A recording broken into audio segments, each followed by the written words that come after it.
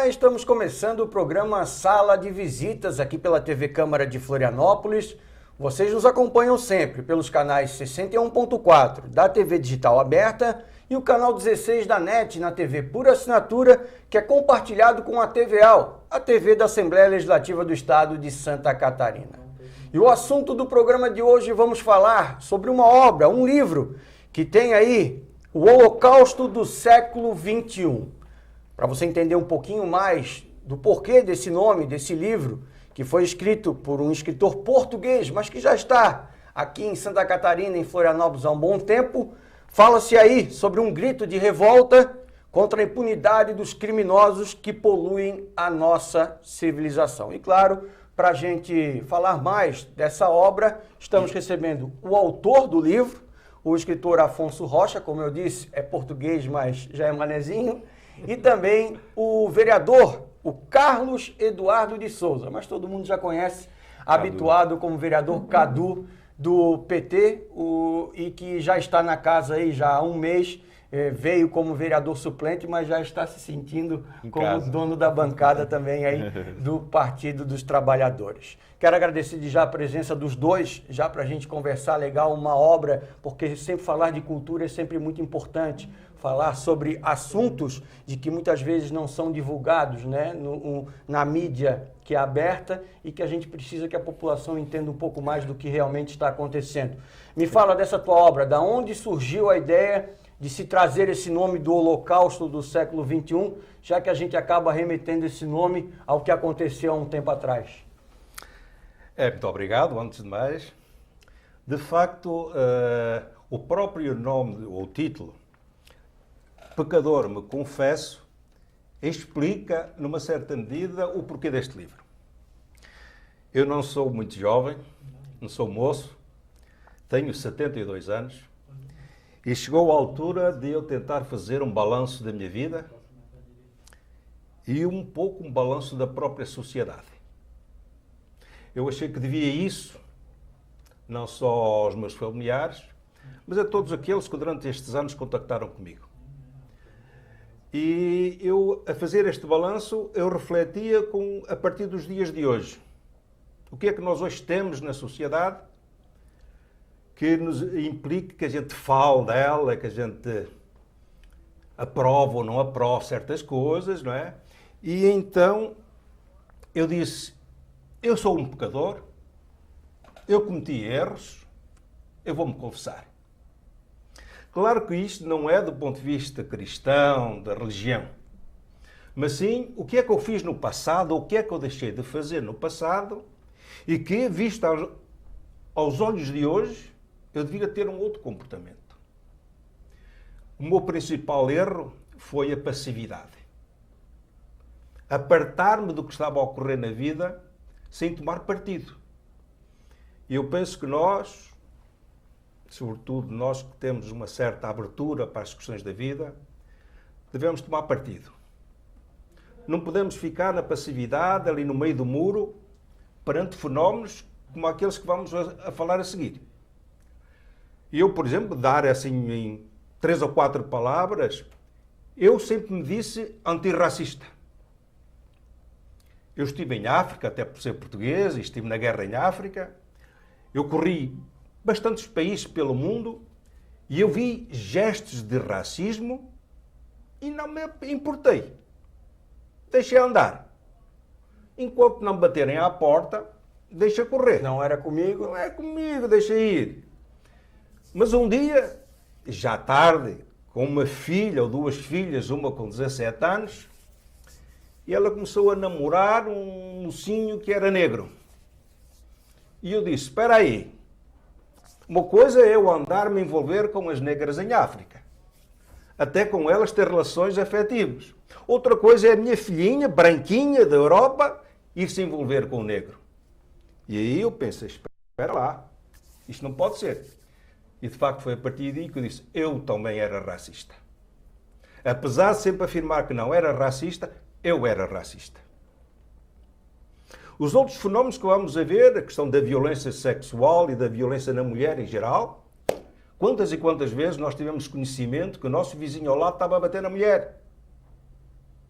Por vezes até ia mais longe do que o bater. E o que é que nós fazíamos? Fechávamos a janela para não ouvir. Eu também cometi isso no passado. Mas hoje, refletindo, acho que o problema é tão grave que temos que ter outra postura.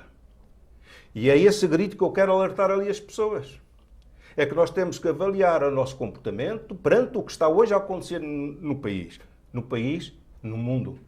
E no nosso dia a dia. Né? No nosso.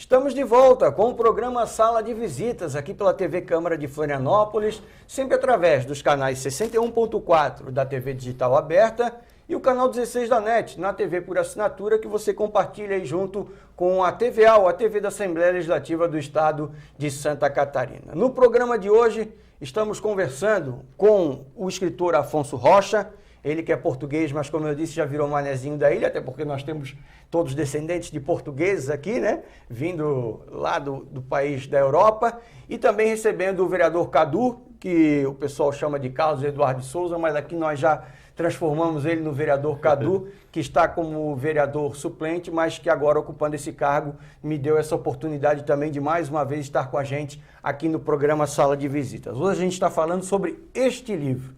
Esta obra, que no primeiro bloco a gente já trouxe alguns assuntos importantes e alguns dados importantes do que acontece, né? Esse grito de revolta do seu Afonso contra a impunidade dos criminosos que vem aí poluindo a nossa civilização.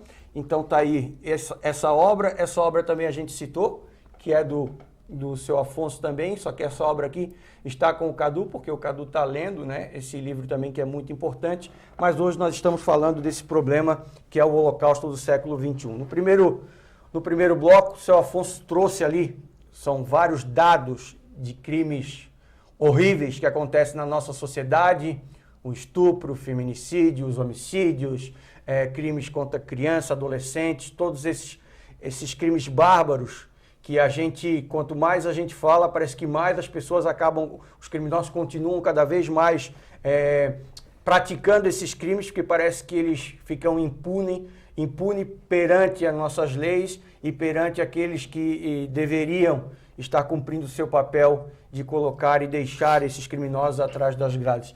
É mais ou menos por aí, Cadu, que a gente vê essa situação complicada? Com certeza. Eu acho que quando nós utilizamos o termo criminoso, nós não temos que se distanciar daquele sujeito que às vezes é o outro distante, né? Nos casos, inclusive, com pesquisas recentes, nós tínhamos falado aqui um pouco no intervalo, nos casos de estupro de vulnerável, inclusive de menores, mais de 90% desses casos se dá nas proximidades da vizinhança, inclusive na própria família. Ou seja, o crime muitas vezes está dentro de casa. Portanto, aquilo que o doutor Afonso acaba de dizer para nós, é importante falar sobre isso, é importante que isso esteja dito em vários lugares, seja nos ambientes públicos, nos ambientes privados, tem que chegar publicidade para que as pessoas saibam que em algum lugar pode ter algum tipo de conforto, seja na esfera, inclusive, judicial, seja na esfera dos poderes, ela pode chegar a algum lugar, abrir essa questão e, de repente, denunciar. Né? Aquilo que tu colocaste no final do intervalo é fantástico para quem está nos ouvindo.